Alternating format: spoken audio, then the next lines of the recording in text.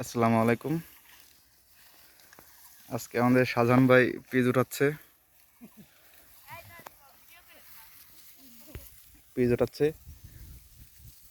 মাশাআল্লাহ, ভালো ফলন হয়েছে।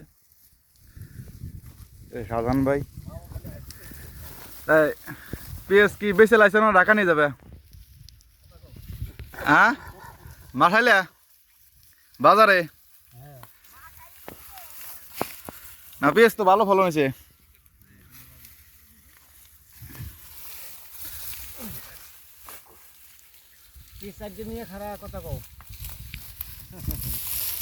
না, পেঁয়াজ মাশাআল্লাহ যে ভালো ফলন হয়েছে। আজকে উঠাচ্ছে, এর আগে উঠাইছে কিছু।